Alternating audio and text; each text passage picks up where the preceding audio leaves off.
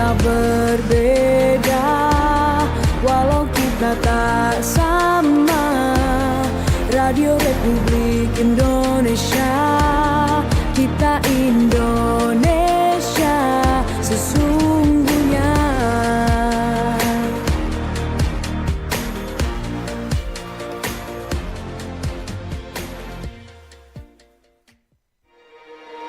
Bersatulah Indonesia, jangan pernah terpecah belah. Walau kita berbeda, walau kita tak sama.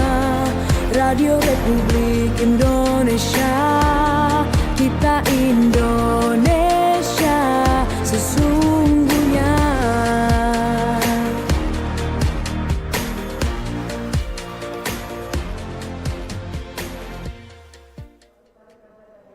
Baik, terima kasih pendengar juga pemirsa RRI Manado. Berjumpa kembali, saya Priscila Balebu, senang sekali bisa menemani Anda kali ini dalam Dialog Kentongan.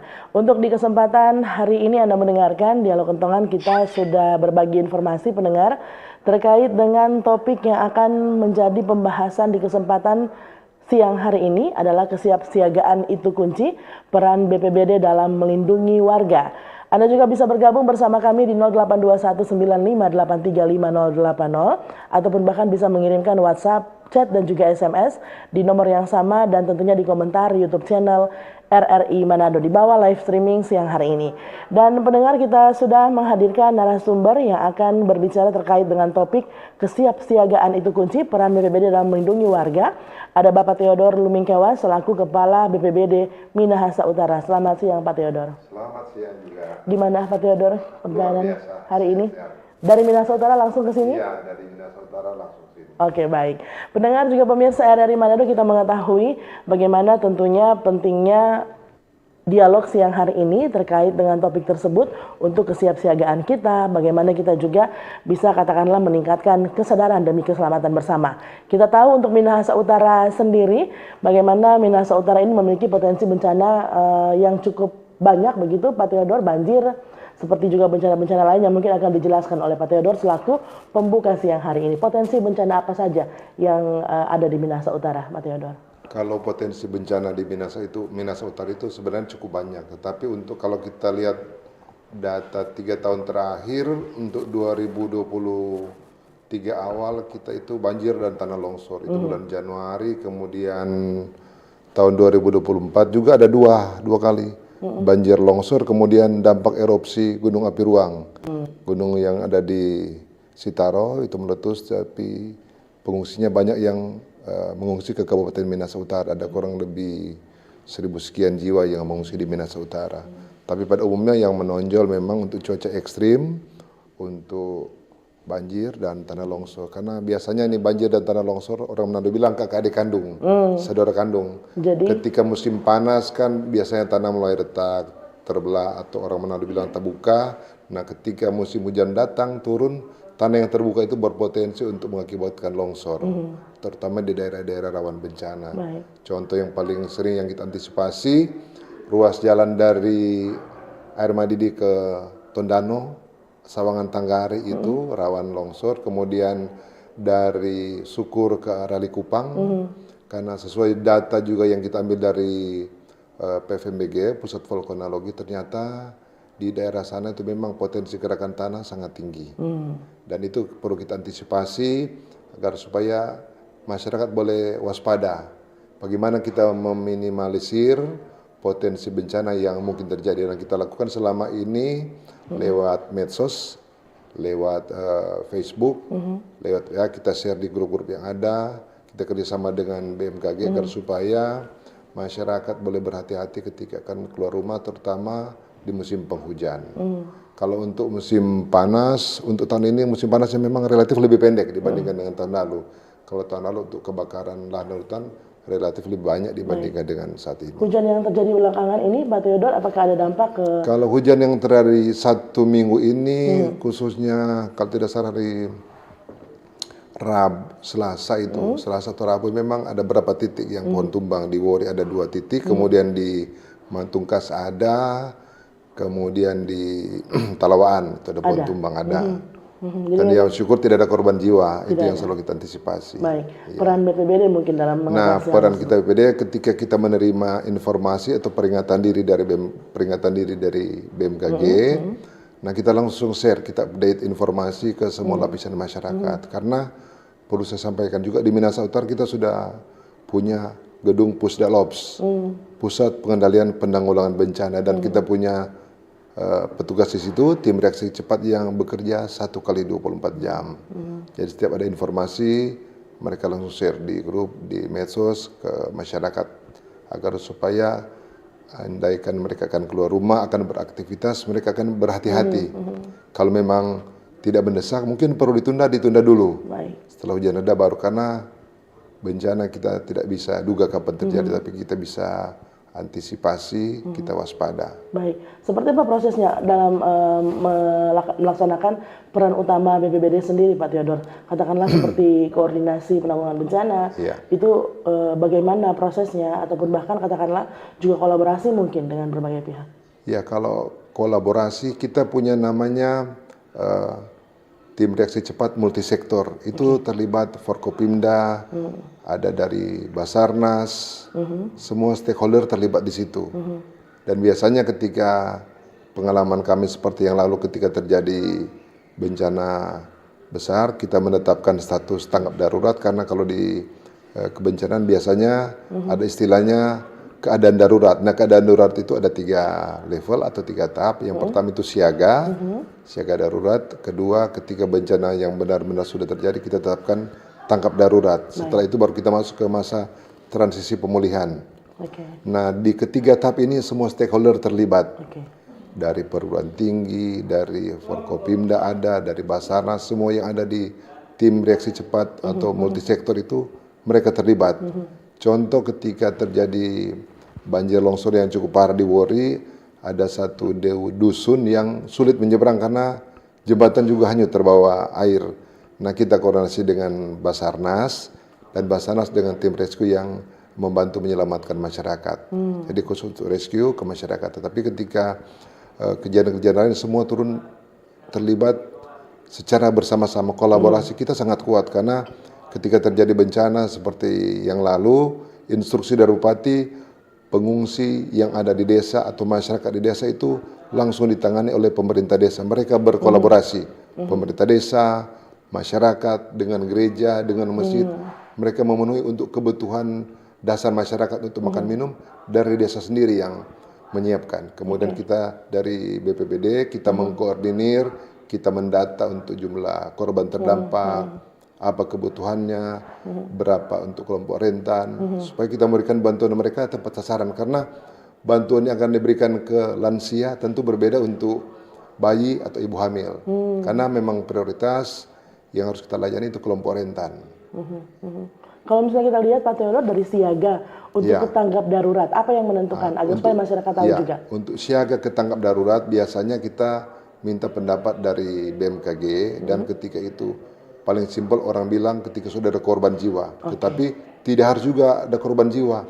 Karena perubahan paradigma sekarang kita lebih banyak mencegah ke preventif daripada ketika terjadi bencana. Tapi secara umum orang bilang kalau sudah korban baru ditetapkan tanggap darurat. Tetapi di kita tidak menunggu ada korban dulu. Tetapi ketika kita melihat memang bencana sudah masif, sudah terjadi di beberapa kecamatan yang bisa mempengaruhi hajat hidup orang banyak, potensinya bisa lebih besar, kita langsung tetapkan tanggap darurat. Seperti yang terjadi tahun lalu, Gunung Ruang meletus itu tidak lebih dari 1 kali 24 jam kita sudah tetapkan tanggap darurat. Dan Bupati juga, Wakil Bupati Pak Sekda sangat support, karena perlu saya informasikan, kalau saya namanya Kepala Pelaksana BPBD.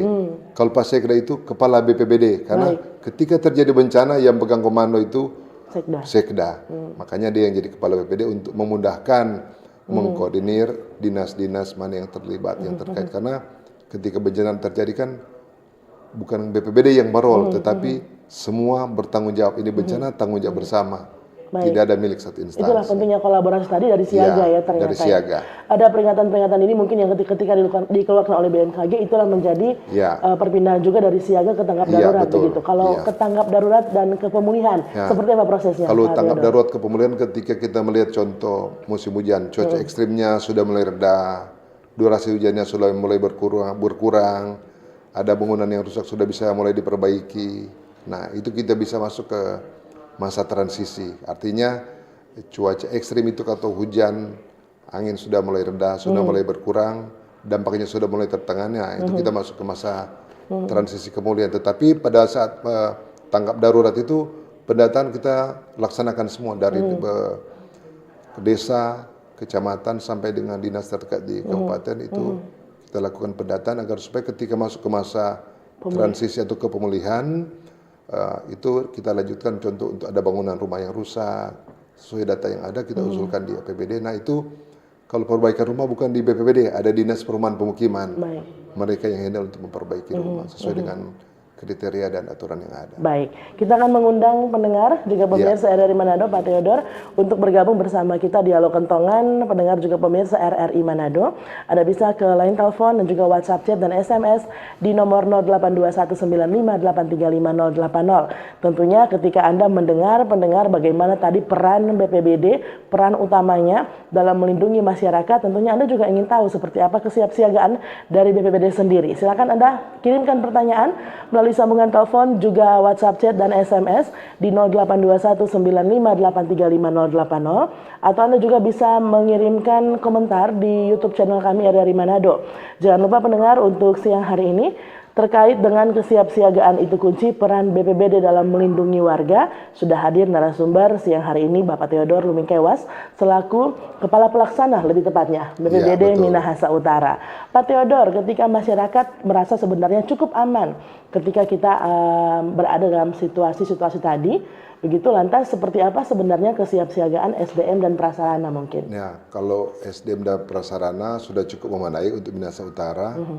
Karena kita mendapat bantuan dari BNPB melalui Bank Dunia, dari Bank Dunia melalui BNPB kita dapat bantuan untuk bangunan Pusdalops beserta perlengkapan TIK-nya itu kurang lebih 3,5 miliar dan kita rencana itu kita sudah koordinasi dengan BNPB dan kita akan resmikan rencananya pas ulang tahun Kabupaten Minahasa Utara. Nah, itu kita punya call center namanya 117. Sebelumnya kita juga sudah punya call center di Kominfo itu 112.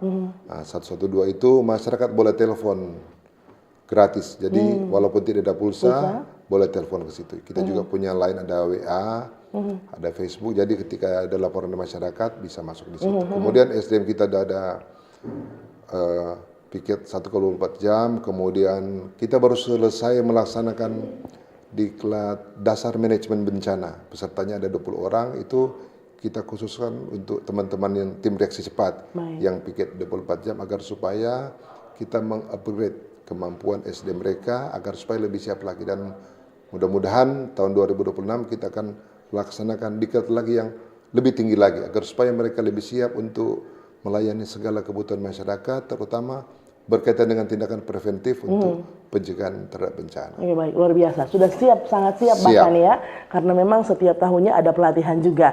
Kita akan ke komentar YouTube boleh Pak Theodor kali ini ada dengan akun YouTube dengan nama Om Nyong. Sulut sendiri termasuk rawan bencana alam. Banyak gunung api aktif, banjir, longsor, gempa dan lain-lain. Adakah semacam aplikasi siaga bencana online yang bisa diakses masyarakat secara real time? Terima kasih. Wah, Pak Theodor, ini kita mengenal kalau misalnya seperti RRI begitu ya, ada RRI digital, BMKG juga ada aplikasinya. Bagaimana kalau pertanyaan dari Om Nyong tadi? Ya, baik, terima kasih pertanyaan dari Om Nyong. Kalau kita sebenarnya punya banyak aplikasi, cuman memang mungkin kurang sosialisasi dan perlu disampaikan ke masyarakat sebab memang masih terpisah-pisah. Dari BMKG ada aplikasi sendiri, ada website sendiri, kemudian dari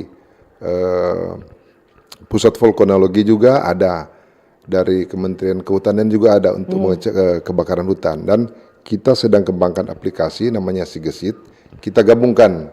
Jadi informasi berkaitan dengan peringatan dini, kebakaran hutan, kemudian informasi gunung api, gunung meletus kita gabungkan dalam satu aplikasi agar supaya ketika masyarakat ingin mengetahui sesuatu hal berkaitan dengan peringatan dini dari BMKG, gunung api, tsunami, dalam satu aplikasi itu mereka bisa mengakses berbagai macam informasi.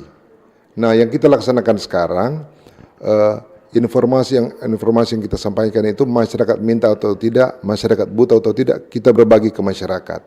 Tetapi bagi masyarakat yang mau informasi rinci, ada aplikasinya kalau di BNPB namanya Inaris. Cuma memang belum banyak mungkin yang tahu. Jadi kalau di Inaris itu segala macam jenis bencana itu ada di situ. Baik. Datanya, petanya, informasi secara nasional ada, bukan hanya untuk Kabupaten Minahasa Utara. Nanti bisa menghubungi nanti BPBD Minahasa Utara, kita bisa bantu kalau butuh informasi yang lebih spesifik berkaitan dengan aplikasi Inaris. Baik, saya langsung membuka ini Pak Theodor. Silakan. Di Play Store ternyata sudah ada Om Yong.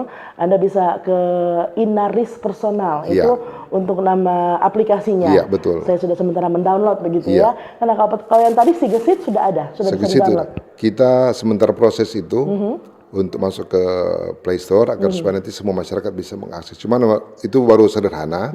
Untuk Segesit kita baru menerima informasi laporan ketika ada kejadian dari masyarakat, mereka bisa kirim ke kita dan kita baru isi di situ baru ada untuk peta bencana, kemudian peringatan dini, baru dua itu yang ada. Kalau kebakaran hutan biasanya namanya kalau tidak salah itu Sipongi, ada di situ. Sipongi. Cuma biasa kalau seoras hujan begini, musim hujan biasa orang kurang perhatikan karena sudah musim hujan. Kalau musim panas biasanya Sipongi itu lebih cepat. Oke, baik. Jadi menjawab pertanyaan dari Om Yong tadi di YouTube, ada Inaris Personal, Anda bisa cari di Play Store. Saya juga sedang mendownload, ataupun bahkan tadi Sigesit dan tadi ada Siponge ya, Iya. untuk yang informasi kebakaran hutan terlebih khususnya. Nah, kalau dari tadi kita mendengarkan Pak Theodor, kesiapsiagaan dari BPBD sendiri sebenarnya sudah sangat siap begitu. Iya. Lantas bagaimana dari sisi masyarakatnya? Kalau Minahasa Utara lebih khususnya atau Sulawesi Utara pada umumnya, adakah kita sudah mendapatkan edukasi begitu untuk mitigasi bencana? Ya, kalau edukasi ke masyarakat memang belum semua lapisan masyarakat kita masuk. Untuk edukasi yang kita berikan ke masyarakat, kita sejak saya bertugas di BPBD 2 tahun lalu kita melaksanakan namanya kegiatan Desa Tangguh Bencana dan di Minahasa Utara itu ada 6 desa yang sudah melaksanakan Desa Tangguh Bencana. Di mana dan saja? Itu di Pulau Gangga, di Tambun, Kinabutan, di Maen, Kampung Ambon, dan di Likupang. Ada 6 desa. Kemudian tahun ini kita sudah masuk lebih rinci lagi. Kita masuk ke keluarga tangguh bencana. Nah, memang fondasi paling utama, paling kuat itu di keluarga. Kalau keluarga tangguh bencananya jalan, keluarganya paham tentang kebencanaan, otomatis desanya pasti akan jadi desa tangguh bencana. Dan ke depan, tahun depan kita mudah-mudahan mendapat anggaran yang sama juga agar supaya kita bisa menjangkitkan, menularkan ke desa-desa lain, ke keluarga yang lain agar supaya lebih banyak lagi masyarakat yang boleh masuk dalam program itu. Desa Tangguh Bencana bahkan sampai ke keluarga tangguh bencana. Seperti apa Desa Tangguh Bencana itu? Desa Tangguh Bencana jadi desa itu mereka mendiskusikan sendiri, mereka berbicara dengan kelompok mereka tersendiri, tokoh-tokoh masyarakat itu, tokoh agama. Jadi contoh di Kampung Ambon, mereka paling tahu potensi bencana atau bencana yang pernah terjadi jenisnya apa, bencana apa yang pernah terjadi. Mereka bisa tanya ke tua-tua atau orang bilang ke kearifan lokal dulu bencana apa yang pernah terjadi di sini, ada korban atau tidak. Kemudian mereka akan tahu kalau terjadi bencana misalnya tsunami atau banjir atau longsor, mengungsinya kemana. Jadi dalam diskusi itu mereka yang merencanakan bencana yang berpotensi terjadi, solusinya seperti apa, antisipasinya seperti apa. Dan itu mereka menyusun dokumen. Ada rencana dokumen namanya kajian risiko bencana untuk level desa. Kemudian ada rencana penanggulangan bencana level desa. Jadi ketika bencana terjadi, rencana penanggulangannya seperti apa. Kemudian yang terakhir ada namanya rencana kontingensi.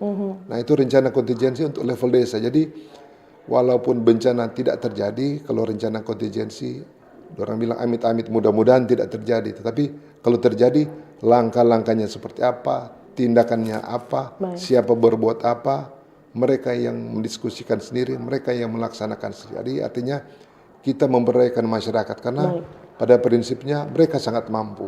Tinggal kita membangun mereka, memberikan kepercayaan diri bahwa bencana ini tanggung jawab bersama dan memang fondasi paling utama masyarakat yang ada di desa. Baik, jadi memang supaya ketika terjadi bencana tidak kebingungan begitu Iya, Pak Theodore betul ya. sekali, ya. Evakuasi pun kemana sudah tahu. Iya. Oke, kita akan ke pertanyaan dari WhatsApp. Ada Ibu Lisa di kampus.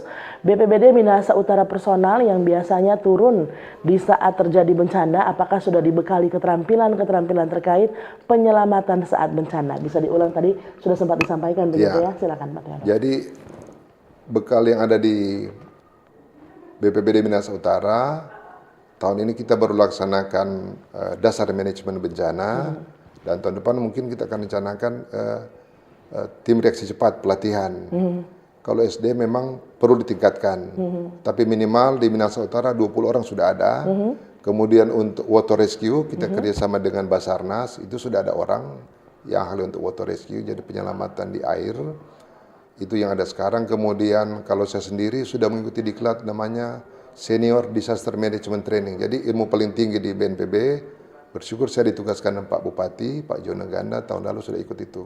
Kurang lebih 3 minggu itu. Kemudian ada teman-teman lain juga yang sudah mengikuti diklat, rencana kontingensi, sudah ada dasar pelatihan. Jadi ketika turun, contoh ketika terjadi bencana kan kita harus menghitung berapa kira-kira kerugian yang terjadi. Dan itu bukan hanya tugas BPBD. Itu terlibat juga nanti Dinas PU, Dinas Perkim, Dinas Lingkungan Hidup. Karena menghitung kerugian itu tidak asal hitung. Dia harus mengikuti diklat Jitupasna, pengkajian kebutuhan pasca bencana. Dan kita juga sudah punya SDM untuk itu. Jadi ketika terjadi bencana, kerugian yang ditimbulkan kira-kira berapa, kita harus estimasi. Tadi yang ditanyakan SDM untuk penyelamatan bencana, begitu Pak Theodore, berarti sudah tidak bisa dilakukan lagi begitu ya? Sudah cukup skillnya, sudah mumpuni tadi Ibu Lisa yang ada di kampus. Selanjutnya Ibu Aprilia di Tondano, saya kerja di Air Madidi dan lewat desa Tanggari yang sering rawan longsor di beberapa titik tebing-tebing yang panjang. Adakah program pemerintah dalam waktu dekat untuk merevitalisasi wilayah rawan bencana termasuk Tanggari? Pak Theodore, silakan. Ya, baik. Ini pertanyaan yang menarik dan seksi. Ini pertanyaan harapan kita semua. Kita sudah melaksanakan rapat ketika terjadi longsor beberapa waktu yang lalu. Dari Balai Jalan menyampaikan bahwa pemerintah pusat berencana untuk memperlebar ruas jalan ini. Tetapi ada kendala di pemilik lahan. Dorongnya nak kasih, mau kasih lebar. Pada waktu itu, kemudian kita sudah diskusi dengan pemerintah desa dan diharapkan nanti pemerintah desa bisa berkomunikasi dengan pemilik lahan agar supaya ada pendekatan persuasif supaya mereka boleh mengizinkan lahan mereka kita gunakan untuk memperlebar tapi tidak dipungut biaya. Kemudian baru-baru ini juga dari Balai Jalan sudah melaksanakan ada fondasi untuk tebing. Kemudian dari BPBD rencana tahun depan kita akan pasang rambu-rambu jalur evakuasi atau rambu peringatan bagi masyarakat yang akan lewat situ. Kemudian ada pegawai di BPBD yang tugas kerja di BPBD tinggal di Tanggari dan mereka ada tugas ekstra untuk memonitor ruas jalan Sawangan Tanggari, terutama ketika musim hujan. Untuk desa Tanggari kita sudah monitor 2 bulan lalu di sana ada alat deteksi untuk longsor, walaupun memang baru beberapa titik ada, kurang lebih baru 2 titik yang ada di situ, dan itu harus kita perbaiki karena memang sudah lama tidak dipelihara, diperbaiki. Itu termasuk dalam proses kesiapsiagaan juga begitu ya. Ibu Aprilia tenang saja, ditunggu karena memang saat ini sudah dalam tahap membujuk dulu para pemilik lahan begitu ya untuk memberikan mungkin sedikit lahan ya untuk dilakukan pelebaran di sana. 082195835080, silakan pendengar untuk Anda yang masih ingin bergabung bersama kami, sambungan telepon 0821 95835080. Juga Anda bisa mengirimkan WhatsApp chat dan SMS di nomor yang sama. Jangan lupa juga di YouTube channel RRI Manado Anda bisa mengirimkan komentar Anda di bawah tayangan live streaming Dialog Kentongan siang hari ini. Pak Theodore, kita akan menantikan yang ingin bergabung bersama Dialog Kentongan siang hari ini, namun kita akan jeda sejenak. Tetaplah bersama kami. Kanal informasi dan inspirasi. Pro 1. Wih, Wih, keren banget nih. Katanya ada obat herbal bisa mencegah sakit gigi seumur hidup. Ada hoax tuh. Widih. Ini juga keren nih. Ada sumber energi baru PLTH, pembangkit listrik tenaga hampa. Iya, itu juga hoax kali. Lu bacanya apaan sih? Aduh, pantesan portal abal-abal lu baca. Kalau mau baca berita yang lengkap tapi udah verified, mulai dari berita nasional, internasional, olahraga, gaya hidup sampai hiburan, lu cukup klik rri.co.id. Di situ lu juga bisa streaming RRI digital. Aduh, makanya cek-cek dulu biar gak kegocek di rri.co.id. Halo RRI. Halo RRI. Iya, halo RRI. Kami semua bisa sampaikan semua keluhan masalah atau informasi melalui SMS, WhatsApp, dan media sosial secara langsung di 0816 16 12 121 setiap hari Senin dan Jumat pukul 10 pagi sampai pukul 11 siang waktu Indonesia Tengah. Suarakan masalah Anda dan temukan solusinya bersama Halo RRI. Halo RRI. Selamat datang di era digital baru. RRI News kini hadir di genggaman Anda dengan aplikasi mobile terbaru. Temukan berita online terkini, cepat, dan terpercaya langsung dari perangkat Anda dengan fitur pembaruan berita real time dari aplikasi mobile RRI News. Anda tak akan pernah ketinggalan informasi. Nikmati kemudahan akses berita nasional dan internasional, berita terpopuler, dan video berita terbaru kapan saja dan di mana saja. Dilengkapi dengan teknologi terkini, aplikasi mobile RRI News memberikan pengalaman membaca yang lebih baik. Dapatkan notifikasi berita penting langsung di layar ponsel Anda. Jelajahi kategori berita yang Anda minati, mulai dari politik, ekonomi, budaya, hingga olahraga. Anda juga bisa berbagi berita penting kepada teman dan keluarga melalui media sosial dan aplikasi pesan, menjaga Anda tetap terhubung dengan dunia di sekitar Anda. Memiliki jaringan lebih dari 80 microsite tersebar dari Sabang sampai Merauke, serta memiliki tren pembaca yang semakin meningkat. RRI News menghadirkan liputan berita terlengkap dan terkini dari seluruh Indonesia. Unduh sekarang di Google Play dan App Store aplikasi mobile RRI News, membawa dunia ke dalam genggaman Anda. Aplikasi mobile RRI News, berita terkini dan terpercaya dalam genggaman Anda. Kanal informasi dan inspirasi Rosatu. Terima kasih pendengar pemirsa RRI Manado, Anda masih setia bersama kami mendengarkan Manado siang ini dalam dialog kentongan. Untuk di kesempatan hari ini menghadirkan Kepala Pelaksana BPBD Minahasa Utara, Bapak Theodore Lumingkewas. Kita akan langsung Pak Theodore melihat dulu pertanyaan-pertanyaan dari pendengar juga pemirsa yang ingin bergabung di 0821 95835 080. Topiknya, kesiapsiagaan itu kunci, peran BPBD dalam melindungi warga. Ke sambungan WhatsApp kali ini ada Sri di Samrat.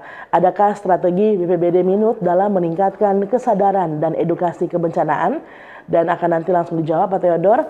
Namun sebelum ke pertanyaan dari Sri, mungkin sebelum ke strategi BPBD sendiri, sebenarnya kalau dalam konteks Minahasa Utara ini Pak Theodore ya, bencana apa yang paling berisiko atau paling sering terjadi di Minut sendiri? Kalau bencana yang paling sering terjadi itu cuaca ekstrim, dalam hal ini itu banjir dan tanah longsor, itu yang paling sering. Dampaknya ketika cuaca ekstrim, banjir longsor itu rata-rata pasti ada pohon tumbang dia itu. Dan itu yang berbahaya, berisiko bagi pengemudi kendaraan. Ya, baik, kalau karena paling utama banjir dan longsor sudah pasti ini menjadi katakanlah sering sekali menjadi bahan sosialisasi. Nah, strategi BPBD sendiri Minahasa Utara dalam hal ini meningkatkan kesadaran dan edukasi. Nah, kesadaran dan edukasi ini sebenarnya bukan hanya tugas dari BPBD. Ini merupakan tugas tanggung jawab kita bersama. Contoh untuk air tergenang, kalau orang awam biasa udah bilang banjir, padahal air tergenang setelah kita cek ternyata sampah yang menumpuk di situ. Jadi untuk selokan-selokan itu banyak biasanya sampah di situ. Baik. Artinya kalau bisa dan wajib mungkin jangan buang sampah sembarangan. Silakan ditaruh pada tempatnya, karena kalau tidak sampah yang kita buang pasti akan mengakibatkan selokan tertutup dan berisiko nanti ketika tersumbat air meluap dan akan mengakibatkan banjir ke lingkungan di sekitar kita. Dan itu yang paling banyak memang. Berarti kalau tadi kesiapsiagaan dari pihak BPBD-nya sendiri, Iya. bagaimana kesiapsiagaan ini dari sisi masyarakat begitu Iya. ya? Seperti apa? Kalau tadi sudah sempat dijelaskan Pak Theodor terkait dengan Desa Tangguh Bencana. Iya, Desa Tangguh Bencana. Saya mendengar juga ada keluarga Tangguh Bencana. Apa Iya. yang membedakan keluarga ini dengan keluarga-keluarga yang Ya, lain? kalau keluarga tangguh bencana diharapkan masyarakat yang masuk dalam keluarga tangguh bencana, mereka lebih paham, lebih tahu bahwa bencana ini lebih banyak kita titik beratkan bukan ketika bencana sudah terjadi, tapi tindakan preventifnya seperti apa. Itu yang kita edukasi ke keluarga tangguh bencana dan kita sampaikan ke mereka itu dalam skop skala yang lebih kecil dengan harapan agar supaya ini bisa menular ke keluarga-keluarga yang lain. Bahkan nanti bisa masuk jadi desa tangguh bencana. Karena desa tangguh bencana isinya yang menjadi utama adalah keluarga tangguh bencana. Baik. Dan kita bersyukur Minahasa Utara khususnya Desa Main untuk tangguh bencana tahun ini menjadi utusan terbaik dari Sulawesi Utara di tingkat nasional. Itu diserahkan oleh Menteri Dalam Negeri. Jadi terima kasih untuk Hukum Tua, BPD, perangkat desa dan masyarakat Desa Main. Ini merupakan keberhasilan bukan hanya Kuntua atau BPD tapi masyarakat Desa Main yang menjadi tulang punggung yang berperan utama di situ. Kalau kita melihat Pak Theodor, berarti kalau begitu yang namanya kesiapsiagaan ini bukan tunggu bencana dulu begitu. Iya, Dari betul sekarang sekali. Iya. sudah harus dipersiapkan. Iya. Nah, bagaimana mungkin ke masyarakatnya sendiri, apakah ada sosialisasi ke masyarakat langsung? Kalau misalnya tadi desa kan, kalau di Iya. kota ada tidak ya Pak Theodor? Ya? Kalau kita ada yang langsung, ada yang tidak langsung. Kalau langsung biasa kita langsung turun ke masyarakat, kita laksanakan sosialisasi face to face. Ada yang juga tidak langsung bisa melalui himbauan lewat surat. Kita sampaikan lewat gereja, rumah-rumah ibadah, ke masjid. Diharapkan nanti lewat rumah-rumah ibadah itu surat itu dibacakan untuk memberikan himbauan ke masyarakat agar supaya mereka mulai menjaga lingkungan. Karena ini bencana yang sering terjadi terutama ketika pohon tumbang atau banjir kan intinya itu karena perilaku kita sendiri sebenarnya. Menebang pohon sembarang, nah itu bisa mengakibatkan banjir untuk jangka panjang. Memang belum terjadi pada waktu itu, tetapi untuk jangka panjang pasti akan berdampak negatif. Oke, kita ke pertanyaan dari WhatsApp lagi. Adakah koordinasi antara BPBD dengan instansi lain, TNI Polri, PMI, Basarnas, dan relawan saat bencana? Rian di Maumbi. Ya, baik, ini pertanyaan yang baik. Jadi untuk koordinasi antara BPBD dan instansi lain, terutama TNI, Polri, PMI, Basarnas, itu kita masuk dalam tim reaksi cepat multisektor atau tim reaksi cepat kabupaten. Dan bulan lalu kita sudah akan melaksanakan apel siaga, itu semua kita undang semua dari TNI, Polri, Basarnas, Balai Sungai, Balai Jalan, dari PVMBG, kita undang untuk rapat bersama, apel bersama, supaya orang Manado bilangnya nak minta-minta jadi, torang soto, torang mau bikin apa. Dan kita bersyukur di bawah kepemimpinan Pak Bupati, Pak Jono Ganda dan Pak Wakil Bupati, Pak Kevin, kolaborasi antara semua stakeholder yang terlibat sampai ke masyarakat itu sangat kuat. Istilahnya kalau di BNPB namanya pentahelix. Jadi ada masyarakat, ada akademisi di situ, ada media situ. Itu sangat kuat karena seperti yang saya sampaikan tadi, bencana ini bukan tanggung jawab satu orang, tetapi tanggung jawab bersama. Ketika kita berkolaborasi, saya pikir selama ini tidak yang tidak bisa kita laksanakan. Artinya walaupun kita ada bencana, tetapi bisa diselesaikan, bisa dilaksanakan, bisa diantisipasi dengan baik. Seperti apa Pak Theodor untuk para relawan? Adakah pelatihan yang dilaksanakan untuk mereka? Untuk relawan sampai sekarang kita belum ada pelatihan secara khusus. Kita baru ikut pelatihan secara online. Kemudian untuk relawan ada juga dari teman-teman media yang mau jadi relawan di BPBD. Jadi mereka yang membantu kita menginformasikan ketika ada peringatan dini, mereka informasikan. Contoh ada Tribun, ada Manado Post, kemudian ada media online yang lainnya juga banyak yang membantu kita. Ya. Baik, ternyata ada walaupun tidak mungkin dilaksanakan secara langsung begitu ya Pak Theodor. Ini pendengar juga pemirsa dari Manado penting sekali untuk kita melaksanakan kesiapsiagaan ini karena bukan hanya dari BPBD sendiri tapi ada yang namanya kesiapsiagaan masyarakat ternyata tadi disampaikan. Lalu sebagai masyarakat Pak Theodor apa saja yang harus disiapkan? Ya. Sebagai masyarakat yang paling simpel, paling gampang, Contoh biasanya kita selalu anjurkan minimal siapkan tas tangguh bencana. Tas tangguh Jadi bencana. dalam tas itu sudah ada obat-obatan, kemudian ada dokumen-dokumen penting, kita simpan di situ.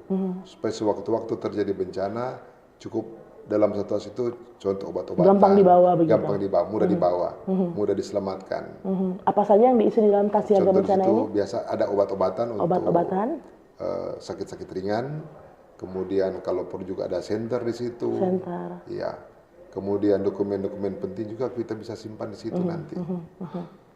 Itu yang secara umum kita anjurkan. Pakaian tidak perlu? Pakaian dalam terutama itu yang kecil-kecil itu harus siapkan. Harus? Iya. Oke, baik. Apakah sudah ada tas siaga bencana di rumah? Belum Iya. tentu ya. Iya. Kadang-kadang Pak Theodor kita nanti, kalau sudah ada bencana baru semuanya diangkat begitu bersama-sama. Itu namanya kita masih bersiap reaktif, belum proaktif. Oh, Kalau seperti kita itu. sudah proaktif, sebelum terjadi itu kita sudah siapkan semua. Baik, siapkan tas tangguh bencana, pendengar juga pemirsa RRI Manado, jangan ketika bencananya sudah datang begitu. Iya. Saya akan membacakan dari Debbie di Wori ini, kalau sampai terjadi gempa besar, kami di pesisir harus lari ke arah mana, Pak Theodor? Sudah ada jalur evakuasi atau titik kumpul yang resmi kah? Yang di jalur mana? Sebentar, coba ya, saya sempat menutup tadi. Dari Debbie di Wori, kami yang di pesisir harus lari ke arah Ya. mana? Untuk di pesisir memang untuk menentukan lari kemana, jalur evakuasinya kemana. Yang paling tahu tentu masyarakat di situ. Karena kondisi alamnya mereka yang paling tahu. Dan itu bisa diusulkan nanti, dilaksanakan untuk pemasangan rambu-rambu, bahkan sampai dengan pelatihan untuk desa tangguh bencana melalui dana desa. Itu bisa diusulkan karena dari Kementerian Desa juga menyediakan anggaran untuk kegiatan itu. Jadi kalau di Wori memang setahu kami belum ada untuk pemasangan rambu bencana. Yang ada itu baru di Likupang Barat dan Likupang Timur. Titik kumpul. Ya, yang ada jalur-jalur evakuasi. Jalur evakuasi itu termasuk titik kumpul. Ya. Jadi dia belok kiri, belok kanan, mengarah kemana itu namanya jalur evakuasi, termasuk titik kumpul. Jadi kalau di Wori yang belum ada nanti bisa diusulkan nanti lewat pemerintah desa untuk boleh menganggarkan melaksanakan kegiatan tersebut, dan kita dari BPBD siap membantu Baik. untuk melaksanakan menyusun untuk jalur evakuasi di desa. Jadi ketika menyusun jalur evakuasi bukan hanya jalur evakuasi saja, kita susun kajian risiko bencana di desa bersama masyarakat, kita tuntun kemudian rencana penanggulangan bencananya seperti tsunami seperti apa. Kemudian rencana kontingensinya juga masyarakat yang susun sendiri. Kita hanya menuntun mereka. Jadi memang masyarakat juga harus proaktif begitu. Harus. Ajak diskusi hukum tuanya. Iya, betul. Supaya misalnya tahu nanti akan, atau juga bisa mungkin membuat Pak Theodor simulasi evakuasi begitu. Bisa buat simulasi. Jadi pada akhir kegiatan seperti yang Desa Tangguh Bencana di Kampung Ambon, setelah rencana kontingensi kita buat simulasi. Oke. Kita buatkan videonya agar supaya boleh mengingat masyarakat mereka bahwa memang harus rutin. Intinya harus diberlatih. Simulasi itu latihan. Supaya ketika terjadi bencana tidak gugup mau lari kemana. Karena kita yang kajian risiko bencana, rencana penanggulangan bencana sampai rencana kontingensi itu kan hanya dokumen. Yang pokok itu simulasi, berlatih. Ketika terjadi tindakan kita seperti apa, solusinya seperti apa, kita mengungsi kemana, evakuasi kemana. Baik, luar biasa ini Minut ya, karena Kira-kira tadi sampai tadi ada Desa Tangguh Bencana yang mendapatkan penghargaan di pusat begitu. Desa mana tadi Pak? Desa Main, Kecamatan Likupang Timur. Iya. Oke, baik. Terima kasih untuk Debbie tadi yang sudah bergabung. Kita akan ke komentar di YouTube dulu. Ini banyak sekali. Dari Wanda, mantap Pak Kalaksa BPBD Minut. Geraldo Tulung juga Minut Tangguh Bencana. Ini banyak sekali warga Minut yang bergabung di komentar YouTube Pak Christopher ya. Pak Theodor maksud kami, ada juga Christine Reni Susilowati, Minut tangguh katanya. Ada pertanyaan lagi kah? Coba kita akan menantikan pendengar untuk Anda yang ingin memberikan pertanyaan di komentar YouTube channel kami RRI Manado. Sementara itu kita akan beralih ke WhatsApp. Ada Sinta di Talawaan. Biasanya kendala atau tantangan apa yang dihadapi BPBD Minut dalam penanggulangan bencana? Ya. Kendala yang dihadapi kita selama ini yang pertama jumlah personil yang memang relatif terbatas. Kita yang piket 24 jam itu kurang lebih hanya 4-5 orang. Nah ketika terjadi pohon tumbang seperti kemarin ada 4 titik, tentu kita harus antri. Harus bergantian. Makanya untuk antisipasi yang kita laksanakan itu atas petunjuk Pak Bupati, yang pertama bergerak itu masyarakat, desa, kemudian kecamatan. Jadi ketika terjadi seperti itu, ada beberapa titik yang terjadi pohon tumbang, saya berkoordinasi dengan camat, kapolsek, dan ramil bersama kepala desa agar supaya sambil menunggu BPBD datang, kalaupun BPBD tidak tiba karena pekerjaan kita yang belum selesai, mereka bisa menyelesaikan sendiri. Dan memang kita masih butuh peralatan tambahan agar supaya lebih memudahkan untuk teman-teman di lapangan untuk bekerja. Dan saya memang bangga di BPBD kita punya tim yang solid, baik dari PNS maupun teman-teman tim reaksi cepat atau teman-teman P3K, sehingga kita sampai sekarang boleh melaksanakan dengan baik. Karena tanpa tim yang solid, tentu itu akan sulit. Baik. Tidak akan mungkin saya bekerja sendiri sebagai seorang Superman. Baik. Jadi kita bekerja sebagai super tim. Oke, baik, itu dia super tim yang saat ini memang kendalanya kekurangan jumlah personil, Iya. yang berarti harapannya Pak Theodor semoga makin banyak penerimaan P3K nanti di BPBD ya. Amin, semoga. Saya akan ke pertanyaan dari Apri, air madi di bawah. Pak, torang di air madi ini sering banjir kalau hujan lama-lama. BPBD ada rencana apa supaya air tidak terus naik setiap tahun? Nah, berkaitan dengan ini seperti yang saya bilang tadi, ini banjir atau air naik bukan hanya tanggung jawab BPBD. Kita perlu informasi, nanti silakan disampaikan titik koordinasi di mana, nanti kita akan koordinasi dengan Dinas Pekerjaan Umum. Jadi pekerjaan fisik di BPBD tidak ada. Berkaitan dengan penanganan banjir, kita koordinasikan dengan Dinas Pekerjaan Umum. Solusi seperti apa? Secara teknis mereka yang akan lebih mengetahui. Kemudian itu di jalur mana? Seperti tadi jalur Sawangan air madi di Sawangan Tanggar itu jalan nasional, jalan pemerintah pusat, bukan jalan kabupaten. Jadi kita tidak bisa berbuat lebih, kita hanya bisa berkoordinasi dengan balai jalan dengan pemerintah pusat. Kemudian di jalan tadi air madi di bawah, di daerah mana? Apakah itu masuk di airnya lewat jalan, itu jalan nasional atau jalan kabupaten? Kemudian penyebabnya seperti apa? Karena yang paling banyak kita harus antisipasi itu terjadi banjir itu karena perilaku kita sendiri. Itu yang kita antisipasi. Baik. Waspadai supaya minimal jangan membuang sampah sembarangan. Kadang-kadang ini Pak Theodor ya, sering sekali kita menjumpai juga mengambil kesempatan dalam kesempitan. Iya. Ketika curah hujan yang cukup Betul. tinggi, banjir datang, Lego sampah-sampah di dilempar. rumah, Iya. Lego semua di muka. Aduh, Betul. ini yang memang harus menjadi perhatian bersama pendengar pemirsa RRI Manado ya. Bagaimana katanya ini dari WhatsApp dengan kondisi jalan SBY dan Soekarno. Ada pohon yang perlu dikurangi cabang-cabang karena bahaya pengemudi dari Pak Sagai di Kota Bitung. Ya, untuk jalan-jalan ini yang banyak pohon yang perlu dikurangi cabangnya, kita sudah koordinasi dengan Dinas Lingkungan Hidup dan mereka tidak pernah berhenti karena memang luas wilayah Kabupaten Minahasa Utara cukup besar. Jadi ketika ada permohonan dari masyarakat untuk memangkas pohon yang ada di tepi jalan yang berpotensi membahayakan masyarakat, setiap hari mereka tidak pernah berhenti. Jadi kita mohon informasi titik mana yang rawan agar supaya kita bisa meneruskan ke Dinas Lingkungan Hidup. Jadi Dinas Lingkungan Hidup Minahasa Utara juga masuk tim reaksi cepat kabupaten. Jadi mereka juga terlibat. Jadi berkaitan dengan pemangkasan pohon bukan BPBD. Itu dari Dinas Lingkungan Hidup. Jadi kita terima informasi di Minahasa Utara kan ada juga namanya 112 yang call center. Jadi semua informasi masuk ke situ. Nanti dipilah, ini tugasnya PU, Dinas Lingkungan Hidup, atau instansi terkait yang mana, untuk kita teruskan. Baik, Pak Theodor, ini kalau untuk masyarakat memberikan informasi ke BPBD sendiri lewat apa biasanya? Ya, lewat Facebook boleh, lewat medsos, ada juga lewat WA. Di Facebook paling namanya? banyak BPBD Minahasa Utara. Tapi kalau kita kaji sekarang paling banyak memang lewat 112. Oke, baik. Itu paling banyak. Banyak juga pribadi ke saya, telepon atau WA, atau biasanya ke kepala dinas, teman-teman kepala dinas, dan tidak di teman kepala teruskan di grup. Tapi memang paling cepat bisa ke 112, bebas pulsa juga, gratis. Kalau di BPBD ada juga? 117. 117? Iya, itu gratis juga. Oke, baik. Jadi Pak Sagai atau beberapa masyarakat yang memiliki keluhan bisa langsung ke 117, nanti tentunya akan diteruskan begitu ya, untuk permasalahan yang Anda hadapi mungkin terkait dengan kesiapsiagaan bencana. Di kesempatan siang hari ini saya masih akan membacakan dari pendengar Yanto di Dimembe.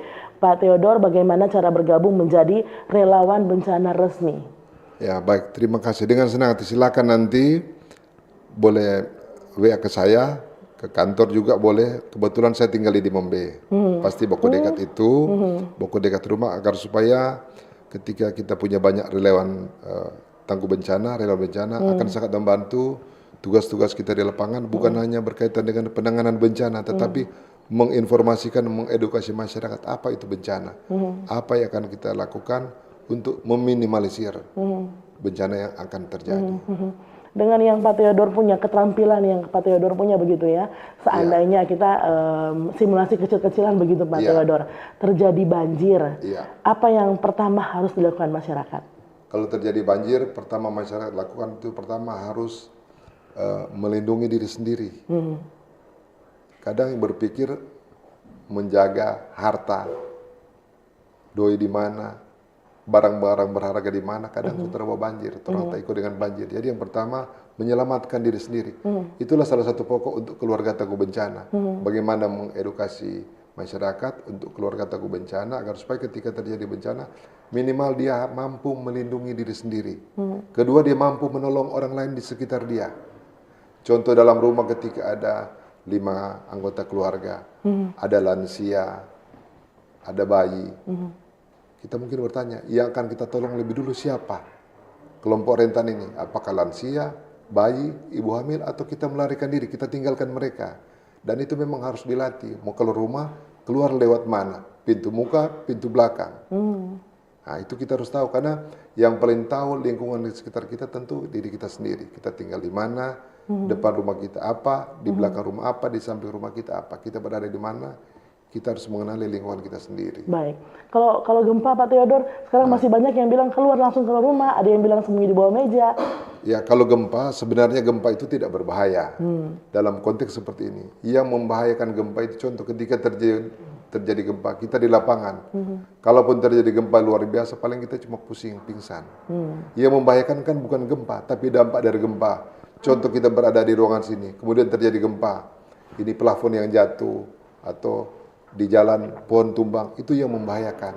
Makanya dianjurkan ketika terjadi gempa, kita berlindung cari ke, misalnya di bangunan rumah atau dalam gedung, kita cari bangunan bagian yang paling kokoh, paling kuat untuk melindungi diri.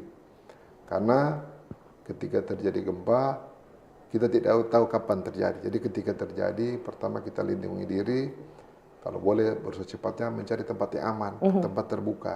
Mengapa dianjurkan ke tempat terbuka? Agar supaya boleh meminimalisir dari reruntuhan bangunan. Baik. Karena ketika kita dalam gedung, kemudian konstruksinya juga kita tidak tahu, potensi kerugian jiwa atau meninggal itu sangat besar. Jadi dalam melakukan hal tersebut juga masyarakat jangan panik begitu Pak Theodor. Pertama jangan panik, dan ini memang harus dilatih karena saya juga pasti panik kalau terjadi gempa. Iya sih, seperti Pak Theodor kalau sempat mengingat pernah ada isu tsunami di Sulawesi, di Manado lebih tepatnya, dan itu di zaman itu 2014 kalau tidak salah Pak Theodor ya, atau 2000 berapa gitu, itu sampai semua orang yang naik ke arah Winangun itu hampir mau tabrakan Pak Theodor di jalan. Apa yang bisa disampaikan ke masyarakat? Ini yang kita perlu sampaikan ke masyarakat, itu namanya bagian dari rencana kontingensi. Itu kita harus berlatih, masyarakat harus tahu jalur evakuasi kemana. Kalau mereka sudah bertumpuk, sudah menumpuk, semua lari ke arah Winangun, ke arah Tomohon, pasti akan macet dan pasti akan ada masalah baru di situ. Karena bayangkan penduduk di Manado berapa, jumlah kendaraan berapa. Kalau semua lari ke arah Manado, cukup atau tidak ruas jalannya. Makanya harus ditentukan. Itu tentu lewat pemerintah Kota Manado kan untuk menentukan jalur evakuasinya di mana, titik kumpulnya di mana. Oke, baik. Yang selama ini mungkin kita akan terus mengusahakan itu Pak Theodor ya. Ada juga dari Maria, Likupang Timur. Pak, Likupang kan sekarang jadi daerah pariwisata. Kalau bencana datang tiba-tiba, bagaimana kesiapsiagaan untuk wisatawan juga?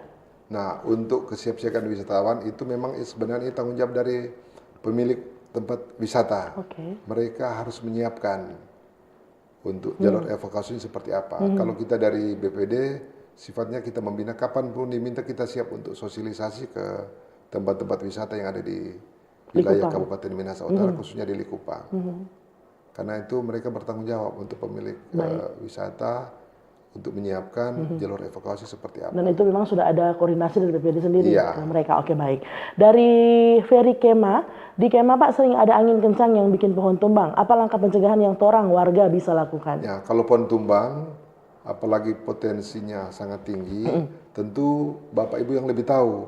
Ini pohonnya jarak dari rumah kira-kira berapa tinggi. kalau rubuh jatuh atau tidak. Tentunya pohon itu perlu dipangkas agar supaya ketika angin kencang tidak berisiko untuk tumbang dan mengenai rumah, bahkan korban jiwa atau diri kita sendiri. Jadi saran saya pohon itu yang dipangkas. Pak, ini untuk sosialisasi ataupun bahkan tadi pembentukan desa tangguh bencana mungkin dilakukan di beberapa desa begitu ya. Iya. Pasti ada beberapa desa juga yang masyarakatnya menunggu kapan giliran desa kami Iya. begitu. Seperti apa Nah, informasinya? untuk pelaksanaan desa tangguh bencana desa-desa lain kita menyesuaikan dengan anggaran yang tersedia, Baik. dengan pagu anggaran yang ada. Tetapi tidak semua juga kita berpegang pada anggaran yang ada, karena mulai tahun lalu kita sudah laksanakan sosialisasi. Kita mulai dari anak-anak PAUD, pendidikan anak usia dini, dari anak-anak TK, SMP kita masuk mereka, karena menurut kami dan berdasarkan hasil penelitian lebih gampang, lebih mudah kita mengedukasi anak-anak TK, anak SD dibandingkan yang sudah dewasa. Karena kalau anak TK kita bilang jangan buang sampah sembarangan, pulang di rumah mama atau papanya buang sampah, pasti langsung mama tidak boleh buang sampah sembarangan. Dan itulah kelebihan anak-anak, mereka lebih cepat untuk belajar karena anak-anak kan kita mengedukasi mereka dengan praktek. Baik. Sambil bermain, sambil bernyanyi kita mengedukasi mereka. Oke. Dan lebih patuh biasanya. Biasanya lebih patuh dari kita orang dewasa. Kita akan ke pertanyaan dari WhatsApp Siska di Malayang. Adakah sistem peringatan dini atau early warning system diterapkan oleh BPBD Minut dan disosialisasikan? Ini sepertinya juga berjalan seiringan Pak Theodor dari Irfan di Wori Atas. Pak, apakah ada rencana tes sirine peringatan dini tsunami di pesisir Minut supaya warga so tahu bunyinya bagaimana? Kalau itu belum ada di Minahasa Utara. Oke. Itu belum ada. Yang dari Wori itu belum ada. Kemudian untuk early warning system kita baru punya yang dari BMKG. Untuk tsunami kita sudah punya, itu ada di kantor Bupati, ada satu, ada di kantor BPBD juga ada. Baik, itu saja. Iya. Pak Theodor, ada Ibu Linda kali ini di Kalawat. Kita dengar musim hujan sekarang rawan longsor, Pak Theodor. Apa ciri-ciri tanah mau longsor supaya warga katanya bisa waspada duluan? Ya, kalau mau longsor tentu biasanya kan tempatnya lebih tinggi dari tempat kita berada. Kita di bawah, di atas kita ada gunung tanah. Nah, itu biasanya berpotensi. Kemudian kalau tanah sudah terbelah pada saat musim panas, ketika musim hujan, biasanya dia berpotensi untuk terjadi longsor. Jadi perlu diantisipasi kalau kita tinggal di perbukitan, kita perlu melihat nanti kondisi tanahnya seperti apa. Makanya kita anjurkan untuk masyarakat boleh menanam pohon. Tentu dengan pohon yang cocok, yang sesuai dengan lingkungan kita. Agar supaya bisa mengurangi erosi yang bakal terjadi. Baik, itu yang bisa disampaikan ke masyarakat ya. Pak Theodor, mungkin kita mengetahui akhirnya dari hasil dari diskusi kita siang hari ini tidak harus menunggu saat bencana datang. Iya. Bencana memang tidak bisa kita hentikan, tapi mungkin risiko yang bisa kita kurangi. Apa pesan terakhir sebagai closing statement juga yang bisa disampaikan ke masyarakat? Silakan. Ya, closing statement saya, pertama, bencana ini tanggung jawab bersama. Tanggung jawab bersama, jadi kita mulai dari diri sendiri, menjaga lingkungan kita, jangan membuang sampah sembarangan. Kemudian ketika terjadi apa-apa, bencana atau lainnya, silakan menghubungi ke BPBD lewat 117 atau ke 112 di call center Kabupaten Minahasa Utara. Baik, terima kasih Bapak Theodor Lumingkewas, Ketua atau Kepala Pelaksana BPBD Minahasa Utara yang sudah memberikan edukasi kita siang hari ini di Dialog Kentongan. Bagaimana juga semoga tentunya harapan kita masyarakat Minahasa Utara pada khususnya, Sulut pada umumnya tentunya nanti akan makin siap dan bagaimana untuk tetap siaga menghadapi potensi ancaman bencana. Itu dia pendengar untuk Dialog Kentongan di kesempatan hari ini. Saya Priscilla Balebu selaku presenter yang bertugas mengucapkan terima kasih atas kebersamaan Anda. Mewakili kerabat kerja yang bertugas selaku penanggung jawab Kepala LPPRRI Manado, ada Dr. Ados Azhari Bahriawan Talib, SHMH, yang juga bertugas siang hari ini pendengar. Ada teman-teman dari TMB dan juga KMB mengucapkan terima kasih untuk kebersamaan Anda, juga Anda yang telah berpartisipasi. Kita masih di Manado siang ini untuk Anda dengarkan Dinamika Olahraga, tepat pukul 12 waktu Indonesia Tengah. Sesaat lagi. Bersatulah Indonesia, jangan pernah terpecah belah. Walau kita berbeda, walau kita tak sama, Radio Republik Indonesia, kita Indonesia.